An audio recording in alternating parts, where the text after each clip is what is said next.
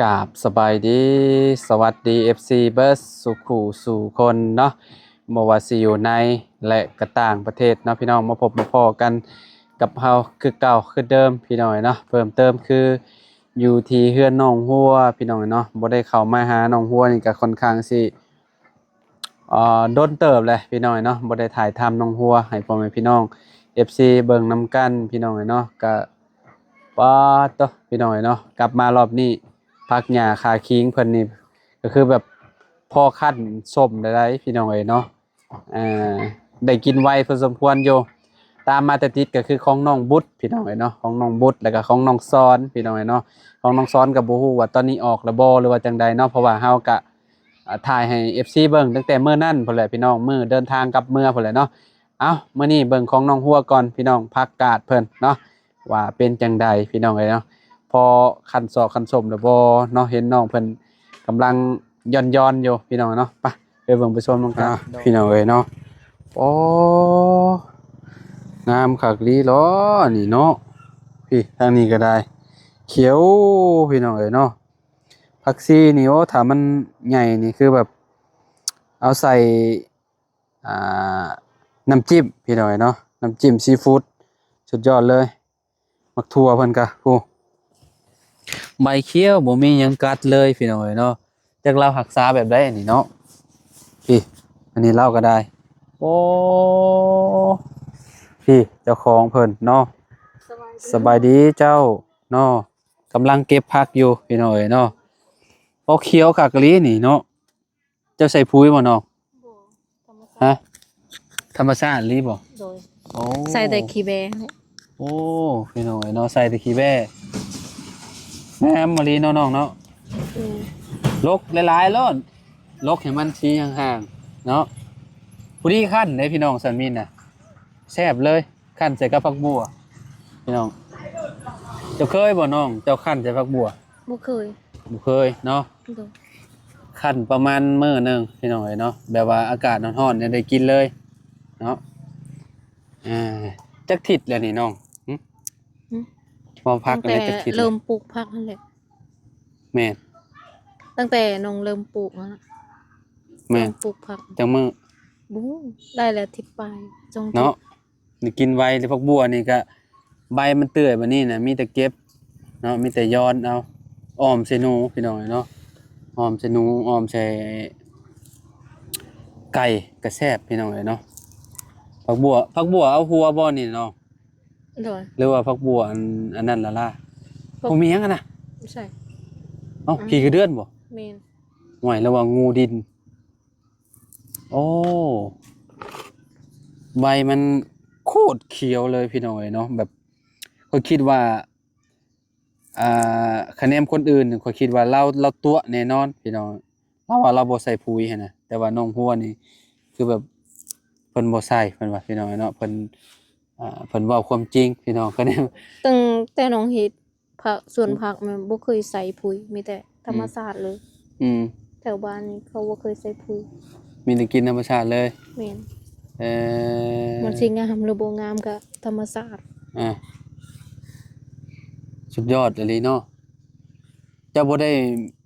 เอาอิหยังมาฮดติใบมันคือแบบเขียวงามมาเลยก็รดน้ำนี่แหละน้ำบาดาลนี่แหละน้ำบาดาลที่เจาะฮะโดยเอ่อคักอีหลีกินแบบสดๆนี่ก็ได้เลยพี่น้องบ่ต้องลวกต้องหยังเนาะกินกับป่นเนาะน้องเนาะอืม เคยเก็บไปกินจักเทื่อแล้วเนี่ยบ่เคยเก็บบ่ได้กินอ๋อแม่นมเราอันคั่นเป็นบ่ผักบ่ฮู้คือกันเฮ็ดสมผักอ่ะอืมเป็นอยู่เคยอยู่แล้วว่าโดยคือสิซื้อป่นมาว่ะเป็นพวกป่นพวกหยังชื่อลาบอะเด้มื้ออื่นเนาะคันว่าเข้ามาพี่น้องเอ้ยเนาะซื้อลาบมากินอยู่น้ำนองหัวพี่น้องนี่ให้เก็บผักอันนี้เมียนถ้าบ่อยากคั่นก็เอาเมียนก่อนก็ได้ใส่ตู้เย็นใส่ตู้เย็นเมียนพี่น้องเอ้ยเนาะให้เพิ่นย้อนเด้พี่น้องเพิ่นย้อนเพิ่นหยังเนาะคะแนนว่าย้อนไปปลูกหมู่อื่นก็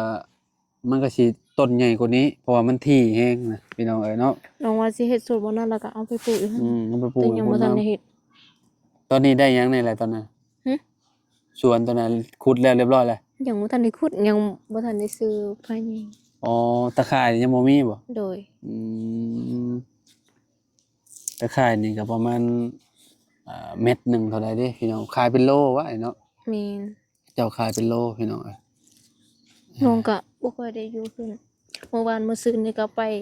งานศพพี่สาวอยู่เวียดนั่นไผพี่สาวเสียพี่สาว พี่สาวไผพี่สาวน้องนี่ล่ะอ้าวเพิ่นเสียแม่นเพิ่นเป็นหยังอันถึกยาไปกินเบียร์แล้วก็ถึกเขาใส่ยาอ้าวพี่น้องเอ้ยเนาะเป็นญาติกันแท้ๆนี่บ่แม่นพี่สาวแม่นอ๋อเราก็เคยมาเฮือนน้องสองเทื่อแล้วเคยอืม ไปส่งน้องตอนนั้นน้องไปเรียนบ่เฮือนแล้วแบบว่าอันเราเราป่วยจังมื้อแล้วบ่ได้ป่วยเลยบ่ได้ป่วยบ่ได้ป่วยเลยบ่โดยอืมนอนตอนกลางคืนเราเสียตอน3 โมง3 โมงสิแจ้งเนี่ยกระโตนี่เป็นแบบใดเนาะกระกระโตนี่เหลืองหมดเลยบ่เหลืองอืมถ้าเราฮู้ว่าถึกยาตอนเราถึกหันนะเราไปล้างท้องเนาะแม่นเอาแบบยาธรรมชาติของเขานี่เอาไปให้เรากินหั่นใส่น้ำแล้วให้เรากินน่ะมีมันสิที่ยาอันแก้ มียาอยู่แก้ในเรือนแต่นี่แหละแต่เราบ่ฮู้เด้อืมเราไปนอนอยู่เรือนหมู่บ่ได้นอนเรือนตัวเองแล้ววันนั้นมากินเบียร์ละหมู่เรามาบอกพ่อแม่เราว่าอืมเราเมาเบียร์อืมแล้วพ่อแม่เราก็ว่าเมาก็เมาเรามากินเบียร์เพราะว่าเราเคยกินเบียร์เมาเด้อาแล้วกลางคืนพ่อแม่เราก็เลยบ่ได้วนนำเราบ่ได้บอกว่าเราป่วยนั่นนี่เราบ่ฮู้ว่าก็เลยเบียร์ว่าล่ะก็เลยว่าก็เลยว่าถ้าอันนั้นช่วงเบียร์แล้วก็จังแม่อันนั้นจะมาเฮือนติแม่นเออแล้วบัดนั้นตอนเช้าหั่นเนาะเขามาปลุกนั้นเสียแล้วมาปลูกเบิ่งว่าโตแข็งมาเลยแม่นอืมตั้งแต่มื้อใดน้องอืมมื้อส่งมื้อวันจันทร์หรือมื้อใดมื้อวันจันทร์จุมข่อยมื้อมือดองหั่นมือดองบ้านน้องหั่นมื้อดองมื้อวันมื้อที่วัน1หั่นวันจันทร์แหละแม่นมื้อวันที่1หั่นแหละเอตอนวันที่1อหั่นมื้อนั้นเลยบ่แม่นคืนวันอังคารมื้ออันแจ้งมาวันอังคารอันนั้นเสียบ่บ่เสียในมื้อนั้นเลยบ่อืมแต่คืนวันอาทิตย์บ่วันจันทคือร์วันที่1เนาะอ๋อคืนวันอาทิตย์แต่เพิ่นบ่สบายอยู่แล้วแม่เพิ่นบ่ตอนแรงหั่นน่ะแบบสมมุติว่ามื้อนี้วันอาทิตย์เนาะตอนแรงนี่เออเราไปเอาเงินเราขายมันเด้เราปลูกมันเราไปเอาเงินและฉลองเลย บ่เราไปเอาเงินหั่นน่ะเรากลับกับเพื่อนแล้วบัดนั้นอืมเขากินเบียร์อืมแล้วเราก็ไปกินเบียร์นำมาไปแต่กินเอาเงินเบียร์น้ำหมู่น้ำพวกแม่นอืมไปกินเบียร์แล้วเราเราเมื่อแต่เอาเงินนั่นเราอาบน้ำแล้วไปกินเบียร์อามาแต่กินเบียร์หั่นเราเมื่อนอนบ่ได้นอนเรือนตัวเองนอนไปนเรือนอนเฮือนหมู่ก็บ่ได้เรือนหมู่เรือนพี่น้องเราเองอ๋อเฮือนพี่น้องแม่นแต่แบบแบบว่าอยู่ในวงเรานี่ก็คือแบบหลายคนบ่ฮู้ว่าเป็นไผแม่นและจับไผเราบ่ได้เราก็ซะเนาะกินบัดนั้นเราเมาหมู่เราบ่ได้เมาเออวันนั้นเราเมาแล้วหมู่เราถูกวางยาแม่นหมู่เราเห็นเราเมาหั่นน่ะคิดว่าเมาเบียร์บ่เป็ได้คิดนน้องว่าของไผน้องของพ่อหรือน้องของแม่อันเป็นญาติทางพ่อญาติทางพ่อเนาะโดย อืมแล้ววันนั้นเราเมาแล้วหมู่เราไปบอกแม่เราว่าเราเมาอืมบ่ได้บอกว่าเราบ่สบายในนั้นน่ะอืมแล้วแม่เราคิดว่าเราเมาเบียร์แล้วก็เลยบ่ได้สนใจอืม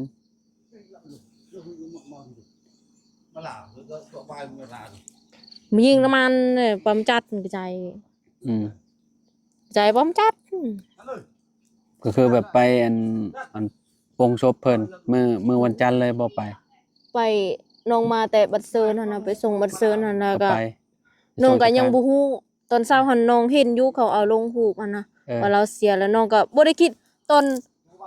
เพราะว่าเมื่อตอนแรงหั่นเมื่อวานหั่นน้องยังเห็นเขาเอาลงสตอรี่อยู่เลยยังเสร็จหากันเออแล้วน้องก็บ่ได้คิดว่าเพราะนั้นน่ะอันผู้บ่าวอยู่ทางนั้นนั่นอันบอกหมู่น้องว่าเอ้าผู้สาวเสียอยู่ทางเวียดหั่นแล้วเขาส่งรูปแล้วน้องก็เอ้าตัวติเนาะน้องบ่คิดว่าเอ้าเมื่อวานนี้น้องยังเห็นเขาเอาลงสตอรี่เลยยังเสร็จคิดว่าสิหากันไปไว้บัดนี้ติ แม่นแล้วน้องก็ตกใจแล้วน้องก็ อายุเราเท่าใดซะน้อง น้องคิดว่าเขายกแล้ววันนั้นน้องมาใส่บัตรเซิร์นไปใส่บัตรเซิร์นบ่แล้วอายุเราหลายบันไดหึอายุอายุเรา ฒ่ หั่น บ่หรือว่าจังได๋25 26ประมาณนั้นผู้หญิงเหรอว่าโดยอืมแ แล้ววันนั้นน้องก็ไปใส่บัตรเซิร์นมาแต่ใส่บัตรเซิร์นนั่นแล้วหั่นแล้วก็แล้วแล้วสะอายกลับมาน่ะ เจ้าก็ไป แม่นและน้องก็ได้ถามเขาเลยเพราะเขาโทรมาบอกแล้วน้องก็ตกใจน้องยังฟัง จุดสั่น ตามโต ติ นะแม่นหมู่จุดสั่นแล้วก็ขับรถไปนำน้าสาวแล้วก็อ้าย อืม มัน10คนพวกน้องไปหั่นน่ะ ไปไปส่งเราแล้วก็ แม่น อ่า แล้ววันนั้นน่ะไปละนอนอยู่พุ่น นอนอยู่พุ่นว่าซั่นเจ้า โดยนอนอยู่พุ่นคืนนึงแล้ว อยู่พุ่นบันทึกศาสนาหยังซะเนาะ ทัศนาคือเฮานี่ล่ะแล้วเขาฟังหั่นน่ะน้องก็ ฟังเอาเนาะ แม่น อืมโอ้ยพี่น้อง แล้วน้อง เนาะคน น้อง เฮา บ่ได้ นี่ คิดเลย เนาะคนเฮานี่มีคนหักคนช่างได้พี่น้องเอ้ยเนาะก็คือแบบถ้าไปแบบว่าบางคนก็เจ้าอิจฉาเด้เนาะแม่นบ่เนาะ มี เราเป็นคนมีเติบบ่เนาะ ก็บ่ได้มีปานใดพ่อแม่ก็บ่ได้มีปานใดเราก็เป็นแม่ห่างคือกันลูกหันอยู่นำผัวเราคือกันอืมลูกเรา4 ปีแล้ว เอาเราไปเอาผัวอยู่พุ่นแหละแบบเราคือได้อยู่พุ่นเลย เราก็เป็นคนอยู่พุ่นแต่เราก็เอาผัวอยู่คนทางพุ่น คิดว่าเป็นคนอยู่บ้านนี้ใช่เนาะ บ่ แม่นเนาะ พ่อแม่เขาอยู่คนอยู่ อืม อยู่ใกล้กับบ้านกระตุมันใกล้กับเวียดหั่น อืมอยู่พี่บ่ได้มีงานแจกข้าวแจกหยังเลยเนาะ บ่ อืมพอบ่ซั่นนี่ เอาทาง ฮะ เอาค่ะ อ้าวเก็บ แล้ว ไป น้อง หน่อย ก็คิด เนาะ ว่าน้องบ่คิดบ่ฝันเลยว่าสิไปไว้กันบ่ได้เราบ่ได้เจ็บหยังเลยยังเห็นเราโพดขายเครื่องอยู่ อืม แล้ววันนั้นเขาโทรมาบอกว่าเราเสีย เสียกับลูกเพิ่นยังน้อยๆเนาะ แม่ ลูกยังน้อยอยู่บ่ ลูกเรา4 ปีแล้ว โอ้ก็ยังน้อยแล้ว4 ปีนึง อืม เนาะ แต่ว่าอยู่น้ำพัวแล้ว ตอนนี้อยู่น้ำพัว อืม เฮ้ยพี่น้องเอ้ยเนาะบ่มีอิหยังแน่นอนพี่น้องเอ้ยเนาะชีวิตเพิ่นก็ ยังบ่ได้มีครอบครัวเนาะเพิ่นเลิกกับผัวเพิ่นแล้วเพิ่นก็เพิ่นอาศัยอยู่กับไผซะเนาะ อยู่น้ำแม่ อยู่นำแม่บ่ โดยอยู่น้ำพ่อแม่ ลูกเรามีจักคนจ้ะ ผู้เดียว ผู้เดียวคืออันคนที่เสียไปนี่นะ หึลูกอันนั้นอ่ะ พี่น้องเราหั่นนะ พี่น้องเรา พี่น้องผู้ที่เสียฮะ 4 คน 4 คนเราเป็นลูกหลาบ่ผู้ที่เสียนี่หรือว่าบ่แม่น เป็นเอื้อยกกเลย เดี๋ยวโกกหมู่เลย แม่ โอ้ย น้องสาวเราก็เอาผัวแล้ว อืม เอาผัวอยู่บ้านอาซิง อืม และ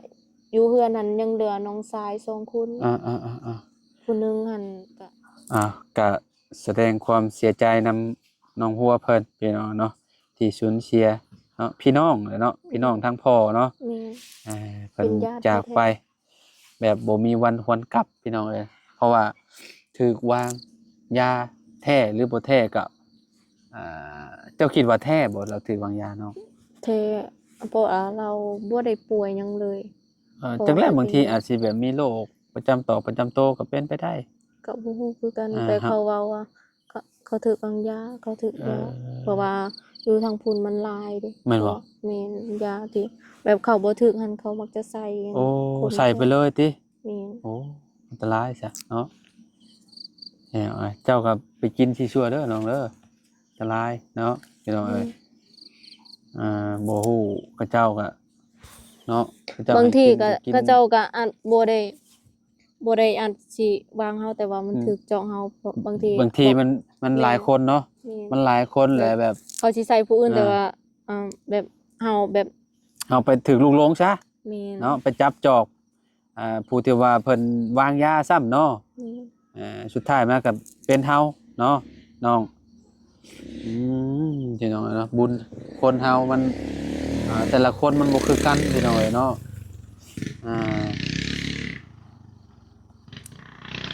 แม่นมไปใช้ซะแม่เจ้า โอ้ยบ่ฮู้คือกันแต่ อยู่เฮือนพุ่นละติจนค่ำจนมืดพี่น้องเนาะมาหาก็มาฮอดซุมเฮาก็ได้หาก็มาฮอดเช จะ โป อาย น กิน บาง ข้าวละ ช่วง กินข้าวแล้วบ่ กินมาแล้วกินมาอ โร ยู่ คโรคผักนี่เอาบ่มี บ่เป็นหยังบ่เป็นหยังมีแต่ ไป เอา หาหน่อไม้มื้อ มี เช้า บ่ นี่ มีแต่ ว่า เอาให้เมนุ่มเราคั่นสมเมลดเนาะเอ้ยเนาะเดี๋ยวมื้อหน้ามากินสมผักหนองหัวได้กินเลยเด้พี่น้องเอ้ยเนาะนี่เห็นบ่ ไปหาหน่อไม้ เพิ่น มื้อ ปลู เช้าก แต่ว่าหมดแล้ว เพิ่นปลูกเพิ่นหยังก็ ได้กินพี่น้องได้กินไวเนาะเพิ่นว่าให้ทีมงานกินก็ได้กินแหละเด้พี่น้องเนาะ แบ่งให้พี่น้องแหน่หน่อไม้ก็หน่อยเดียวบ่ด้ จะไปหาหน่อไม้บ่ โดย แม่นบ่ เจ้าจันทร์ไปหา อืม น้อง เจ้าจันไปหาเนาะ โดยน้องสี เป็นจังไดอยู่ดีมีแฮงอยู่บ่น้อง โดยอยู่ดี เอ มี อ่ะก็เนาะพี่น้องเอ้ยเนาะก็โดนเติบบ่ได้ถ่ายน้องเพิ่นลงประมาณหลายมื้อเติบเลยเด้พี่น้องเอ้ยเนาะเป็นอะไรบ่าวเพิ่งเพิ่นเข้ามาเยี่ยมอยู่บ่ โดยเมื่อวานนี้เราก็มา เข้ามาเยี่ยมอยู่เนาะ โดย โอเคจ้ะพี่น้องเอ้ยเนาะมันค่ำมันมืดแล้วเนาะจมเฮา เพื่ ก็ อน สิไป น้อง หา แล้วก็ โดย อยากให้สุมอายมาแวะมาลินน้ำมากินข้าวน้ำ โดยช่วงนี้ก็ซุมมานี่แหละซอยๆทางน้องบุตรเพิ่นอยู่พี่น้องเอ้ยเนาะ โดยไปใส่มาใส่ก็แวะเข้ามาหาน้องกินข้าวน้ำน้องก็ได้ โดยพอดี น้องก็อยากให้สุมอายมา อ่า มาเยี่ยม บ่ มา ทิ่ม ยาม บ่ปากันดอกเนาะหักแพงกันคือพี่คือน้องแหละพี่น้องเอ้ยเนาะเพราะว่า โดย ซุมเฮาก็ น้อง ตอน เขา นี้ บ่ได้ว่าหยังน้อง โด ก็ ย ซ้ำอายแท้ๆของน้องเนี่ย ตอนหับเสมอเนาะ นี่ ขอบใจหลายๆเนาะซุมเฮาก็ ไปใส่ เนาะ มาใส่ก็แวะเข้ามากิน แวะ ข้ว คือเก่าหั่นแหละน้องเอ้ยแวะคือเก่าเพราะว่าซุมอ้ายก็ตอนนี้ยังนี่แหละเฮือนน้องบวกน้องบุตรเพิ่นกำลังอันนั้นอยู่เพิ่นก็อ่านี่แหละทางบ่าวบุญสารวัตรเพิ่นกำลังอันนั้นให้เนาะพี่น้องกำลังสร้างเสาสร้างหยังให้น้องเพิ่นเนาะก็ถ้ารอลุ้นรอชมนํกันหั่นแหละเนาะว่าสิเป็นจังใดเนาะ ทางเขื่อนซาลาดแปนของน้องบุตรเพิ่นว่าสิไปฮอดชายพี่น้องเนาะเอาไปซะน้องอยู่ดีมีแฮงมาสู่ทุกคนขอบคุณหลายๆเด้อพี่น้องเด้อเนาะตอนนี้ก็คำมือตื่นตาเลยหาบอลพักบนเช้าก่อนพี่น้องเนาะพบกันใหม่พี่น้องสบายดีเด้อพี่น้องเด้อ